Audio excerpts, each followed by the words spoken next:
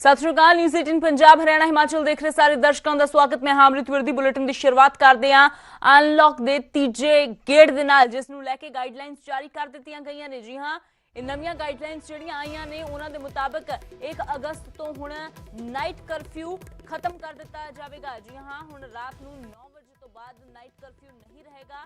इस तो इलावा कंटेनमेंट जोन दे विच लॉकडाउन जारी रहेगा। 5 अगस्त तो जिम खोलण की इजाजत दे दी गई है। जिहड़ी मंग लगातार नौजवानों सने जिम मालिकां दे वल्लों लगातार की जा रही थी कि जिम खोले जाण, उसनूं हुण प्रवान कर लिया गया है। 5 अगस्त तो जिम खोलण की इजाजत दे दी गई है। हालांकि 31 अगस्त तक स्कूल कॉलेज विद्यक अदारे बंद रहेंगे। मैट्रो सेवा भी अजे शुरू नहीं होगी। सिनेमा घर स्विमिंग पूल भी बंद रहेंगे। रेगुलर कौमांतरी हवाई सेवा भी अजे शुरू नहीं है। सिर्फ वंदे भारत मिशन तहत ही सफर मुमकिन है। रेगुलर रेल सेवा ते भी पाबंदी बरकरार रहेगी। विशेष ट्रेनां पहलां दी तरह ही चलदियां रहणगियां। इंटरस्टेट मूवमेंट ते कोई पाबंदी नहीं है। गाइडलाइनस दे विच 15 अगस्त का भी जिक्र किया गया है कि सोशल डिस्टेंसिंग दे नाल प्रोग्राम 15 अगस्त दे करवाए जाणगे। तां अनलॉक दे तीजे गेड़ नूं लैके गाइडलाइनस जारी कर दित्तियां गईयां ने ते इन्हां गाइडलाइनस दे मुताबिक हुण नाइट कर्फ्यू हटा दिता जाएगा 1 अगस्त तो, यानी कि रात नूं हुण तुसीं 9 बजे तो बाद भी घर तो बाहर निकल सकते हो। हुण कर्फ्यू नाइट जिहड़ा रात 9 बजे तो सवेर दे 5 बजे तक लगाया गया सी, वो भी हुण नहीं होवेगा।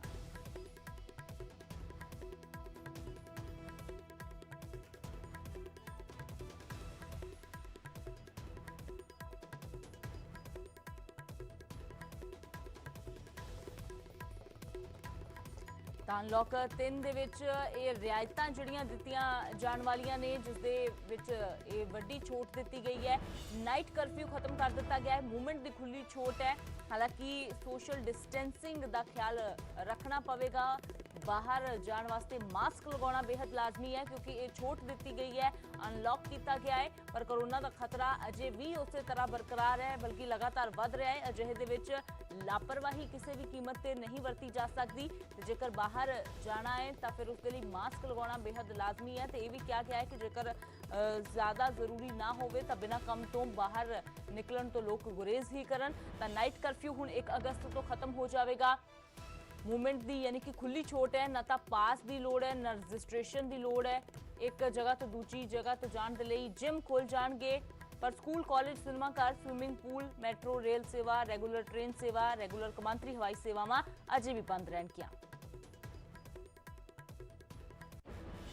अगली वड्डी खबर दा रुख करदे हां, गल करदे हां पटियाला दी। अमृतसर तो बाद हुण पटियाला दे विच वड्डी लापरवाही हुई है। 2 कोरोना मरीजां दीयां लाशां दी अदला बदली कर दित्ती गई। जी हां, अमृतसर दा मामला अजे ठंडा नहीं होया सी कि हुण पटियाला दे विच वड्डी लापरवाही सामने आई है। इत्थे संगरूर दे मृतक दी लाश लुधियाना भेज दित्ती गई। हालांकि गलती पता लगन ते लाश वापस मंगवा लई गई।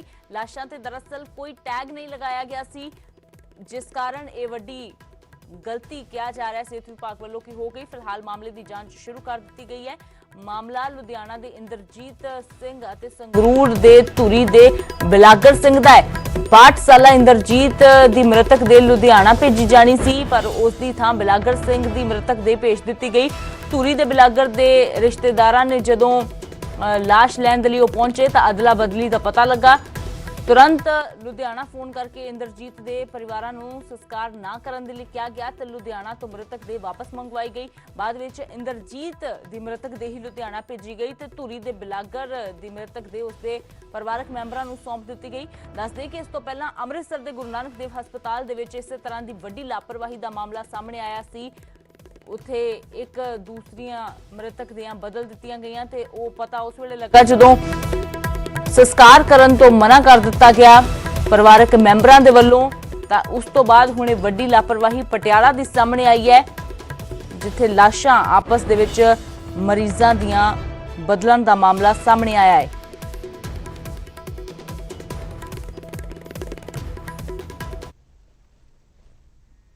तो वड्डी लापरवाही की गई है। ਪਟਿਆਲਾ ਦੇ ਵਿੱਚ, ਇਸ ਤੋਂ ਪਹਿਲਾਂ ਅੰਮ੍ਰਿਤਸਰ ਦੇ ਵਿੱਚ ਅਜਿਹੀ ਲਾਪਰਵਾਹੀ ਹੋਈ ਤਾਂ ਹੁਣ ਪਟਿਆਲਾ ਦੇ ਵਿੱਚ। ਤੇ ਹੁਣ ਨਿਊਜ਼ 18 ਤੇ ਪੰਜਾਬ ਦੇ ਨਾਲ ਜੁੜੀਆਂ ਕਰੋਨਾ ਦੀਆਂ 10 ਵੱਡੀਆਂ ਗੱਲਾਂ ਦੇ ਜ਼ਰੀਏ ਤੁਹਾਨੂੰ ਹਾਲਾਤ ਬਿਆਨ ਕਰਦੇ ਹਾਂ ਕਿ ਪੰਜਾਬ ਦੇ ਵਿੱਚ ਇਸ ਵੇਲੇ ਕਿਸ ਤਰ੍ਹਾਂ ਦੀ ਸਥਿਤੀ ਹੈ। ਪੰਜਾਬ 'ਚ ਕਰੋਨਾ ਵਾਇਰਸ ਨੇ ਸਾਰੇ ਰਿਕਾਰਡ ਤੋੜ ਦਿੱਤੇ ਨੇ। 24 ਘੰਟਿਆਂ 'ਚ ਕਰੋਨਾ ਦੇ ਨਾਲ 25 ਲੋਕਾਂ ਨੇ ਦਮ ਤੋੜਿਆ ਹੈ।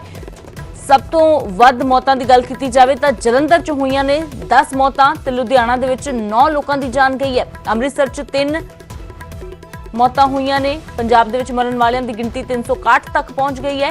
ਪੰਜਾਬ ਦੇ ਵਿੱਚ 15,000 ਤੱਕ ਕਰੋਨਾ ਦੇ ਮਾਮਲੇ ਪਹੁੰਚ ਗਏ ਨੇ। 24 ਘੰਟਿਆਂ ਦੇ ਵਿੱਚ ਨਵੇਂ ਮਾਮਲਿਆਂ ਦੀ ਜੇਕਰ ਗੱਲ ਕੀਤੀ ਜਾਵੇ ਤਾਂ 500 ਦੇ ਕਰੀਬ 500 ਤੋਂ ਜ਼ਿਆਦਾ ਨਵੇਂ ਮਾਮਲੇ ਜਿਹੜੇ ਨੇ ਉਹ ਸਾਹਮਣੇ ਆਏ ਨੇ।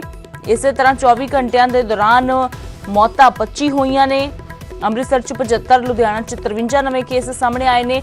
ਜਲੰਧਰ ਦੇ ਵਿੱਚ 48, ਮੋਹਾਲੀ 'ਚ 27 ਨਵੇਂ ਕੇਸ ਸਾਹਮਣੇ ਆਏ ਨੇ। ਬਰਨਾਲਾ ਤੇ ਗੁਰਦਾਸਪੁਰ 'ਚ ਵੀ 33 ਨਵੇਂ ਕੇਸ ਸਾਹਮਣੇ ਆਏ ਨੇ। ਤਾਂ ਕਰੋਨਾ ਨੇ ਹੁਣ ਤੱਕ ਦੇ ਸਾਰੇ ਰਿਕਾਰਡ ਤੋੜੇ ਨੇ। ਮੌਤਾਂ ਦੇ ਅੰਕੜੇ ਦੇ ਮਾਮਲੇ ਦੇ ਵਿੱਚ ਗੱਲ ਕੀਤੀ ਜਾਵੇ ਤਾਂ ਪਹਿਲੀ ਵਾਰ 24 ਘੰਟਿਆਂ ਦੇ ਦੌਰਾਨ 25 ਲੋਕਾਂ ਨੇ ਦਮ ਤੋੜਿਆ ਹੈ।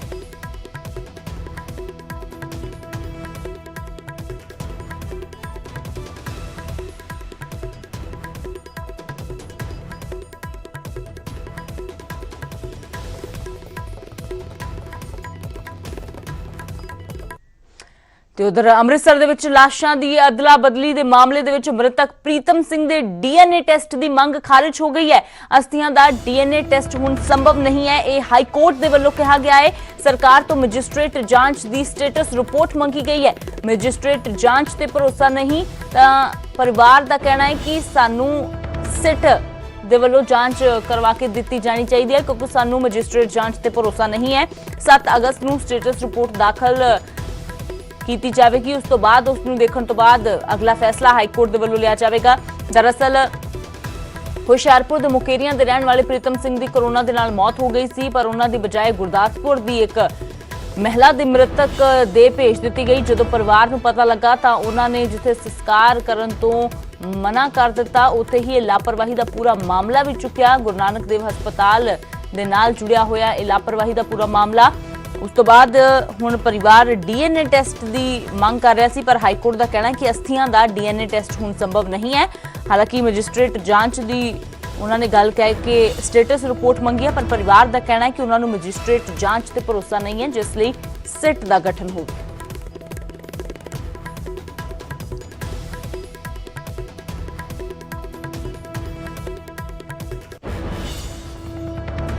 ਤੇ ਅਗਲੀ ਵੱਡੀ ਖਬਰ ਦਾ ਰੁਖ ਕਰਦੇ ਹਾਂ, ਗੱਲ ਕਰਦੇ ਹਾਂ ਨਵੀਂ ਸਿੱਖਿਆ ਨੀਤੀ ਦੀ। ਜੀ ਹਾਂ, 34 ਸਾਲ ਬਾਅਦ ਦੇਸ਼ ਦੀ ਸਿੱਖਿਆ ਵਿਵਸਥਾ 'ਚ ਵੱਡੇ ਬਦਲਾਵ ਹੋਏ ਨੇ।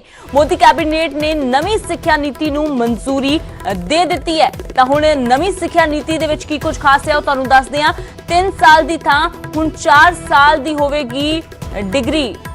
ਗ੍ਰੈਜੂਏਸ਼ਨ ਦੀ ਡਿਗਰੀ, यूजी ਦੀ ਡਿਗਰੀ ਜਿਹੜੀ ਹੈ ਉਹ 4 ਸਾਲ ਦੀ ਹੋਵੇਗੀ, ਜਿਹੜੀ ਕਿ ਪਹਿਲਾਂ 3 ਸਾਲ ਦੀ ਹੁੰਦੀ ਸੀ। ਗ੍ਰੈਜੂਏਸ਼ਨ ਦੀ ਡਿਗਰੀ 4 ਸਾਲ ਦੀ ਗ੍ਰੈਜੂਏਸ਼ਨ ਤੋਂ ਬਾਅਦ ਹਾਲਾਂਕਿ ਐਮਏ ਨੂੰ 1 ਸਾਲ ਦੀ ਕਰ ਦਿੱਤਾ ਗਿਆ ਹੈ। यानी कि जिथे पहला 3 साल की डिग्री ग्रैजुएशन की होंदी सी, 2 साल की एमए होंदी सी, पर हुण डिग्री 4 साल की करके एमए नूं 1 साल कर दिता गया है। यानी कि कुल मिला के 5 साल जिहड़े पहला बनते सी उही 5 साल हुण ने। पर एक अहम गल है कि एमए तो बाद बिना एमफिल दे सीधे पीएचडी होवेगी। एमफिल कोर्स पूरी तरह ही खत्म कर दिता गया है। यानी कि हुण ग्रैजुएशन तो बाद एमए की जाती सी, एमए तो बाद एमफिल ते एमफिल तो बाद पीएचडी की जाती सी, पर एमफिल नूं पूरी तरह खत्म कर दिता गया है। तो एक जरूर वड्डी राहत भी कह सकते हैं कि विद्यार्थियों के लिए जिहड़े पीएचडी करना चाहते सी, पर उस तो पहला साल कई बार 1.5 साल भी एमफिल कंप्लीट करदियां लग जाता सी, पर एमफिल नूं हुण पूरी तरह खत्म कर दिता गया है। सीधे पीएचडी तुसीं कर सकते हो। मैडिकल लॉ नूं उच्च सिक्ख्या दे लई सिंगल बॉडी कह दिता गया है। सारे उच्च संस्थानों के लिए कॉमन एंट्रेंस एग्जाम होगा मैडिकल ते लॉ का। 5वीं और 8वीं तक मात भाषा या स्थानक बोली दे विच पढ़ाई ये भी जरूरी है। 6वीं तो बाद तो ही वोकेशनल एजुकेशन की भी शुरुआत होगी। +2 का ढांचा भी बदलिया गया है। हुण 5+3+3+4 सिक्ख्या का ढांचा होगा। नवी नीति च ऑनलाइन सिक्ख्या ते स्किल डेवलपमेंट ते भी जोर दिता जाएगा। 100 यूनिवर्सिटीज़ पूरी तरह दे नाल ऑनलाइन सिक्ख्या शुरू करनगियां। भारत दीयां बेहतरीन यूनिवर्सिटीज़ विदेशों दे विच कैंपस बनाउणगियां। HRD मंत्रालय का नाम बदल के हुण सिक्ख्या ਮੰਤਰਾਲਾ ਰੱਖ ਦਿੱਤਾ ਗਿਆ ਹੈ। ਤਾਂ 34 ਸਾਲ ਬਾਅਦ ਦੇਸ਼ ਦੇ ਵਿੱਚ ਸਿੱਖਿਆ ਵਿਵਸਥਾ 'ਚ ਵੱਡੇ ਬਦਲਾਵ ਕੀਤੇ ਗਏ ਨੇ। ਮੋਦੀ ਕੈਬਨਿਟ ਨੇ ਨਵੀਂ ਸਿੱਖਿਆ ਨੀਤੀ ਨੂੰ ਮਨਜ਼ੂਰੀ ਦੇ ਦਿੱਤੀ ਗਈ ਹੈ। ਤਾਂ ਹੁਣ 3 ਸਾਲ ਦੀ ਬਜਾਏ ਗ੍ਰੈਜੂਏਸ਼ਨ 4 ਸਾਲ ਦੀ ਹੋਵੇਗੀ, ਪਰ ਹਾਲਾਂਕਿ MA 1 ਸਾਲ ਦੀ ਕਰ ਦਿੱਤੀ ਗਈ ਹੈ। ਉਸ ਤੋਂ ਬਾਅਦ ਜਿਹੜੇ ਵਿਦਿਆਰਥੀ PhD ਕਰਨਾ ਚਾਹੁੰਦੇ ਨੇ ਉਹਨਾਂ ਦੇ ਲਈ ਇੱਕ ਰਾਹਤ ਦੀ ਖਬਰ ਹੈ ਕਿ MPhil ਹੁਣ ਨਹੀਂ ਕਰਨੀ ਪਵੇਗੀ। MPhil ਨੂੰ ਪੂਰੀ ਤਰ੍ਹਾਂ ਖਤਮ ਕਰ ਦਿੱਤਾ ਗਿਆ ਹੈ। ਸਿੱਧੇ PhD ਤੁਸੀਂ MA ਤੋਂ ਬਾਅਦ ਕਰ ਸਕਦੇ ਹੋ।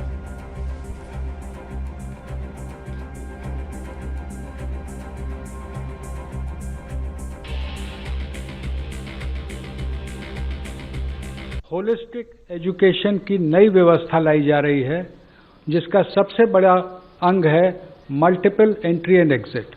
आज की व्यवस्था में यदि 4 साल इंजीनियरिंग पढ़ने के बाद या 6 सेमेस्टर पढ़ने के बाद किसी कारणवश मैं आगे नहीं पढ़ सकता हूं, तो मेरे पास कोई उपाय नहीं है, मैं आउट ऑफ द सिस्टम हो जाता हूं। Multiple entry and exit system में ये रहेगा कि 1 साल के बाद सर्टिफिकेट, 2 साल के बाद डिप्लोमा, 3 या 4 साल के बाद डिग्री, यानी और multiple entry through academic bank of credit. जो नीचे बुलेट है कि मेरे जो क्रेडिट फर्स्ट ईयर के हैं, सेकेंड ईयर के हैं, जैसे बैंक के सेविंग अकाउंट होते हैं वैसे ही एकेडमिक क्रेडिट में डिजी लॉकर के माध्यम से हमारे वहाँ पर क्रेडिट रहेंगे, so that in the third year if I want to take a sabbatical for a year, or I want to take a break for any reason, family condition or otherwise for some time, and I return after a fixed period, within a fixed period of which will be prescribed by the new Higher Education Commission. If I come back to the education system, I will not be asked to repeat the first and second year.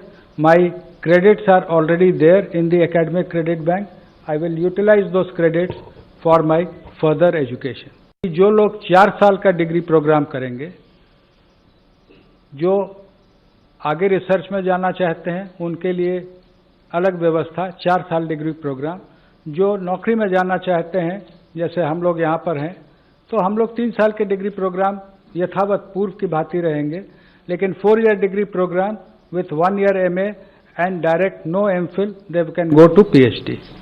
नई व्यवस्था में major और miners के माध्यम से ये व्यवस्था रहेगी कि व्यक्ति मल्टी डिसिप्लिनरी वेल राउंडेड अपने इंटरेस्ट के हिसाब से इंजीनियरिंग और म्यूजिक अगर सीखना चाहता है, अगर वहाँ संस्थानों को मल्टी डिसिप्लिनरी बनाया जाएगा, यूनिवर्सिटीज को मल्टी डिसिप्लिनरी बनाया जाएगा, वहाँ वो शिक्षा ले सकता है।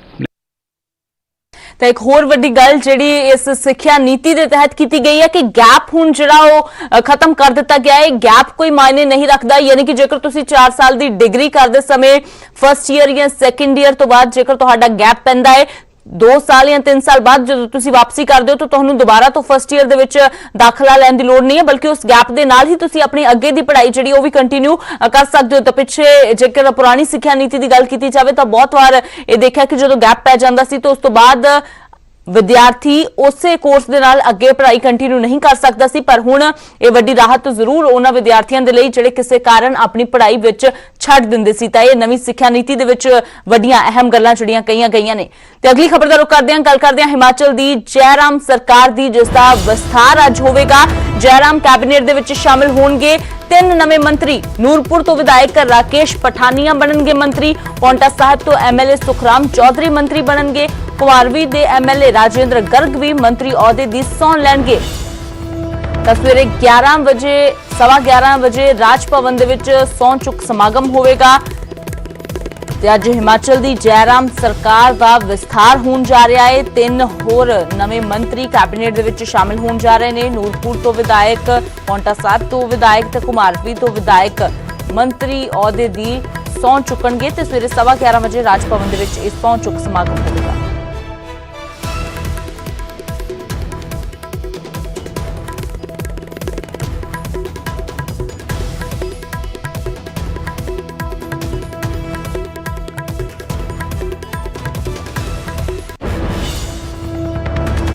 तो फिलहाल एक छोटी सी ब्रेक के लिए रुकते हैं। ब्रेक तो उस पार भी खबरों का सिलसिला लगातार जारी है।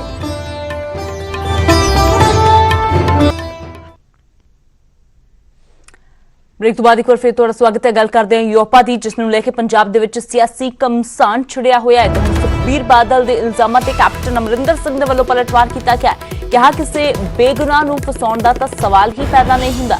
ਮੈਂ ਪੰਜਾਬ ਦੇ ਲਈ ਕਾਨੂੰਨ ਦੇ ਤਹਿਤ ਸਭ ਕੁਝ ਕਰਾਂਗਾ ਤੇ ਤੁਹਾਡੀਆਂ ਧਮਕੀਆਂ ਮੈਨੂੰ ਅਜਿਹਾ ਕਰਨ ਤੋਂ ਨਹੀਂ ਰੋਕ ਸਕਦੀਆਂ। ਬੇਵਜ੍ਹਾ ਸ਼ੋਰ ਮਚਾਉਣ ਦੀ ਥਾਂ ਤੱਥਾਂ ਦੇ ਨਾਲ ਗੱਲ ਕਰੋ। ਵੱਖਵਾਦੀਆਂ ਦੇ ਹੱਥਾਂ ਦਾ ਖਿਡੌਣਾ ਬਣਨ ਤੋਂ ਬਚਣ ਸੁਖਬੀਰ। ਤਾਂ ਕੈਪਟਨ ਅਮਰਿੰਦਰ ਸਿੰਘ ਦੇ ਵੱਲੋਂ ਇਹ ਨਿਸ਼ਾਨਾ ਸਾਧਿਆ ਗਿਆ ਸੁਖਬੀਰ ਬਾਦਲ ਤੇ। ਕਿਹਾ ਕਿ ਯੂਪਾ ਕੋਈ ਨਵਾਂ ਨਹੀਂ ਹੈ, ਅਕਾਲੀਆਂ ਦੇ ਵੇਲੇ ਵੀ ਲਾਗੂ ਸੀ। ਅਕਾਲੀ ਸਰਕਾਰ ਵੇਲੇ ਯੂਪਾ ਤਹਿਤ 60 ਕੇਸ ਦਰਜ ਹੋਏ, 225 ਲੋਕ ਗ੍ਰਿਫਤਾਰ ਹੋਏ, 120 ਨੂੰ ਬਰੀ ਕਰ ਦਿੱਤਾ ਗਿਆ। ਕੀ ਇਹ ਤੁਹਾਡੀ ਵਿਵੇਕਹੀਣ ਕਾਰਵਾਈ ਨੂੰ ਬਿਆਨ ਨਹੀਂ ਕਰਦਾ? ਤਾਂ ਅਕਾਲੀ ਦਲ ਦੇ ਵੱਲੋਂ ਯੂਪਾ ਤਹਿਤ ਕਾਂਗਰਸ ਸਰਕਾਰ ਤੇ ਬੇਗੁਨਾਹ ਨੌਜਵਾਨਾਂ ਨੂੰ ਗ੍ਰਿਫਤਾਰ ਕਰਨ ਦੇ ਇਲਜ਼ਾਮ ਲਗਾਏ ਗਏ, ਜਿਸ ਤੇ ਕੈਪਟਨ ਅਮਰਿੰਦਰ ਸਿੰਘ ਨੇ ਹੁਣ ਪਲਟਵਾਰ ਕੀਤਾ ਹੈ। ਤੇ ਫਿਲਹਾਲ ਇਸ ਬੁਲੇਟਿਨ ਦੇ ਵਿੱਚ ਇਹ ਨਹੀਂ, ਮੈਨੂੰ ਦਿਓ ਇਜਾਜ਼ਤ।